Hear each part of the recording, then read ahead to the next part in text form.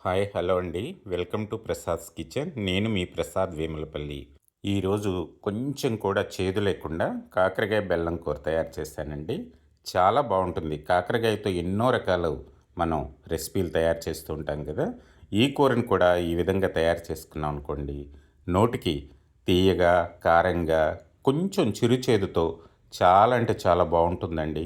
ఇంత రుచికరమైన కాకరకాయ బెల్లం కూరని మీరు కూడా తయారు చేసుకుంటారా? దీన్ని తయారు చేయడం చాలా అంటే చాలా సులువండి. ఎక్కువ ఏం కష్టపడాల్సిన అవసరం లేదు. దీని పూర్తి వివరాలు తెలియాలంటే నేను పెద్ద వీడియో లింక్‌ని ఇస్తున్నాను. దాన్ని ఓపెన్ చేసి చూడండి. మీకు పూర్తిగా కూర ఏ విధంగా తయారు చేసుకోవచ్చో అర్థమవుతుంది. కాకరకాయని మాత్రం స్కిప్ చేయకండండి. తప్పనిసరిగా ఏదో రూపంలో తీసుకుంటుంటే మనకి ఎన్నో రకాల ఆరోగ్య ప్రయోజనాలు ఇందులో ఉన్నాయండి. ఈ నా వీడియో మీకు నచ్చినట్లయితే లైక్ చేసి షేర్ చేయండి.